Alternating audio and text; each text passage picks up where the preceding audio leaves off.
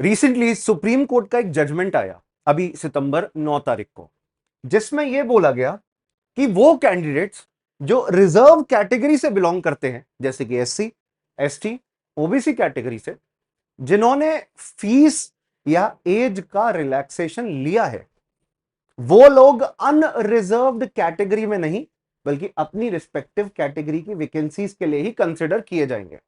अगर जिस जॉब के लिए वो अप्लाई कर रहे हैं, उनके रिक्रूटमेंट रूल्स इस चीज को स्ट्रिक्टली प्रोहिबिट करते हैं, माइग्रेट करने को प्रोहिबिट करते हैं इन दी रिजर्व्ड कैटेगरीज, तो उनको नहीं मिल पाएगा वो अधिकार। वो सिर्फ अपनी respective category SC, ST, OBC, उसी कैटेगरी के अंदर अपना रोल प्ले कर पाएंगे।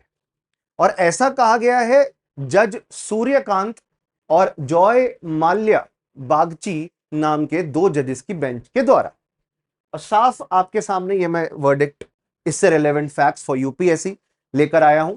वीडियो लाइक जरूर कर दीजिएगा। This video is very informational and to help you understand what the whole issue is. तो ये रिसेंटली वर्डिक्ट आया जिसके बारे में आप सामने पढ़ सकते हैं, जिससे रिक्रूटमेंट प्रोसेसेस हमारे देश के अंदर जो चलती हैं उस पर एक बड़ा इंपैक्ट पड़ेगा। ये यूपीएससी के पोस्ट के बारे में नहीं था, बट ये धीरे धीरे यूपीएससी रिलेटेड पोस्ट या पीसीएस रिलेटेड पोस्ट में भी पेनिट्रेट कर सकता है। अब देखिए, ये सुप्रीम कोर्ट इस पूरी रिक्वेस्ट को सुन ही क्यों रहा था? त्रिपुरा हाई कोर्ट का एक ऑर्डर था जिसको सेंटर ने चैलेंज किया सुप्रीम कोर्ट में। हाई कोर्ट ने परमिट किया था उन ओबीसी कैंडिडेट्स को जिन्होंने एज रिलैक्सेशन लिया हुआ है, मतलब जैसे कई पोस्ट के लिए मैक्सिमम एज की लिमिट होती है, यूपीएससी के लिए 32 होती है, बट अगर आप एससी, एसटी, ओबीसी से हैं तो आपको कुछ कुछ एज रिलैक्सेशन मिल जाती है, 3 साल, 5 साल, जो भी है, आप उनसे ज्यादा उम्र के भी है तब भी आप अप्लाई कर सकते हैं। You will be considered even for the general category post. तो त्रिपुरा हाईकोर्ट ने ओबीसी रिजर्वेशन लिए कैंडिडेट को जनरल कैटेगरी के लिए कंसिडर किया फॉर द कांस्टेबल रिक्रूटमेंट। ये पूरा मुद्दा था। अब कोई रिजर्व कैंडिडेट जिसने एज रिलैक्सेशन या तो फीस रिलैक्सेशन अगर ली है, तो वो ओपन कंपटीशन में कैसे आ रहा है? क्योंकि उसने रिजर्वेशन का फायदा लेकर अपने कास्ट सर्टिफिकेट या अपने रिजर्वेशन सर्टिफिकेट का फायदा पहले ही ले लिया है, फायदा लेकर क्लेम किया है towards the post in the reserved category. वो ओपन कैटेगरी या जनरल कैटेगरी में कैसे आ सकता है, इस पर पूरा सवाल उठा था। तो ये पहला इंट्रोडक्शन टू द टॉपिक है। अब बेंच ने क्या कहा?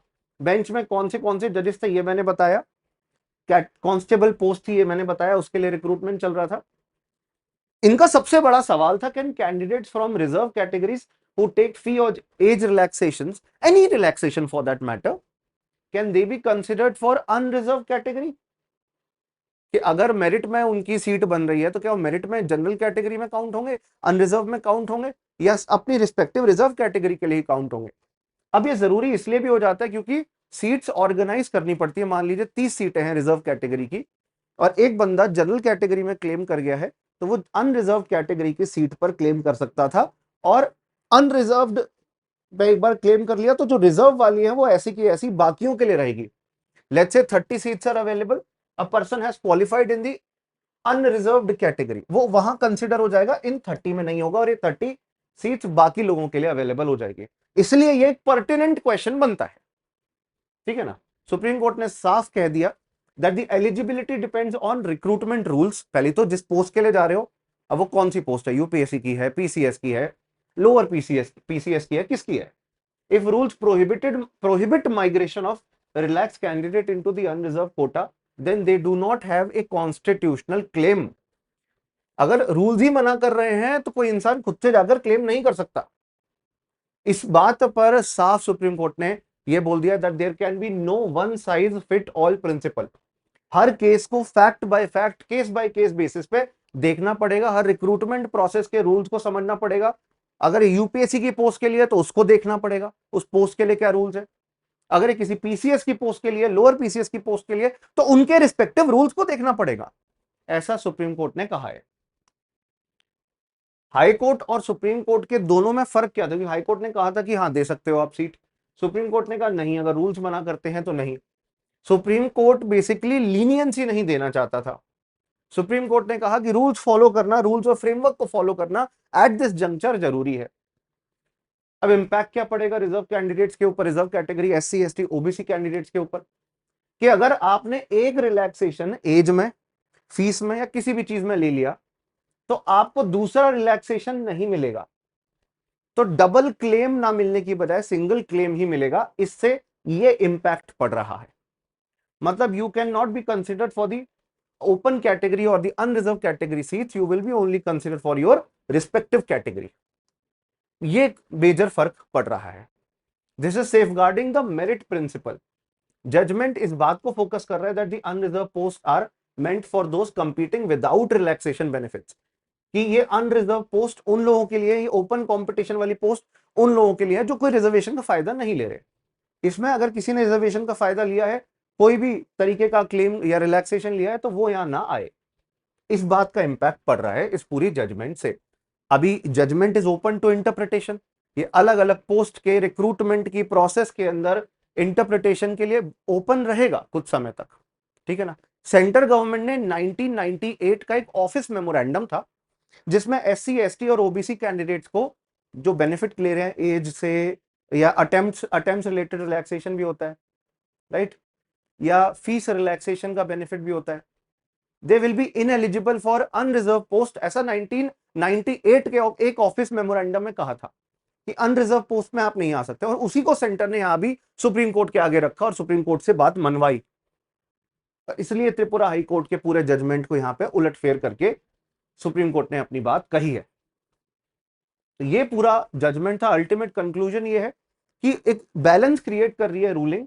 यहां पे किसी एक पार्टी की विक्ट्री नहीं है, एक बैलेंस क्रिएट हो रहा है where you are protecting the sanctity of the open category seats and ensuring fairness in reservation benefit, कि लोगों को रिजर्वेशन बेनिफिट मिले, वो कोई उनसे नहीं छीन रहा। बट जो ओपन कंपटीशन वाली सीट है, अनरिजर्व सीट है, वो अनरिजर्व कैंडिडेट्स के लिए पहले हो। अगर किसी ने रिजर्वेशन का बेनिफिट लिया है तो वो अपनी पर्टिकुलर कैटेगरी में ही आ सके। तो ये बेसिकली जजमेंट पूरा था। अब एक इंपॉर्टेंट सवाल कि कॉन्स्टिट्यूशन के अंदर वो कौन से आर्टिकल्स, वो कौन से प्रोविजन है जो रिजर्वेशन और रिलेटेड प्रोविजंस को बढ़ावा देते हैं। आर्टिकल 14 जो equality before law and equal protection of law, equality और इक्विटी को जो बढ़ावा देता है कि आप अगर अनइक्वल सर्कमस्टेंस में हो तो सरकार भी आपको अनइक्वल ट्रीट करेगी और आपकी मदद करने की कोशिश करेगी रिजर्वेशन और एफर्मेटिव एक्शन के प्रावधान देकर। आर्टिकल 15 साफ रिजर्वेशन देता है, स्पेशल प्रोविजंस बनाता है for socially and educationally backward classes, scheduled caste community and scheduled tribe community by providing them reservation. और रिजर्वेशन इन एजुकेशन, सरकारी प्राइवेट हर एजुकेशन इंस्टीट्यूशन में आपको आर्टिकल 15 रिजर्वेशन दिलवाता है। आर्टिकल 16 रिजर्वेशन दिलवाता है आपको इन गवर्नमेंट जॉब्स। अभी प्राइवेट जॉब्स में नहीं है, गवर्नमेंट जॉब्स में है। शुरुआत में सिर्फ एससी एसटी कम्युनिटी के लोगों के लिए रिजर्वेशन था। एससी एसटी कम्युनिटी के लोगों के लिए प्रमोशन में भी रिजर्वेशन आया 77 कॉन्स्टिट्यूशनल अमेंडमेंट एक्ट 1995 से। अब बाद में जाके अदर बैकवर्ड क्लासेस मंडल कमीशन जजमेंट के बाद रिजर्वेशन उन्हें मिलता है। आर्टिकल 335 भी कहता है कि रिजर्वेशन तो दो, साथ साथ एफिशिएंसी हमारे सिस्टम में बनी रहे, इस चीज पर भी ख्याल रखो। आर्टिकल 46 कहता है कि सबको जो वीकर सेक्शन से बिलोंग करते हैं उनका एजुकेशन का खास ख्याल रखो, promote education level and good standard of education for them, ताकि वो आर्थिक तौर पे आगे बढ़ सके, इकोनॉमिकली प्रोग्रेस कर सके। पढ़ाई होगी, शिक्षा होगी तो नौकरी होगी। एंड फाइनली आर्टिकल 335 जो कहता है सोशल जस्टिस, रिजर्वेशन तो हो ही हो, बट देश में एडमिनिस्ट्रेटिव एफिशिएंसी, सरकार की एफिशिएंसी भी जरूरी है। इसलिए अगर कोई रिजर्व कैटेगरी से भी आ रहा है उसको ट्रेनिंग और डेवलपमेंट देकर एट पार लाने की कोशिश करो और इंश्योर करो कि the talent of the country outshines everyone.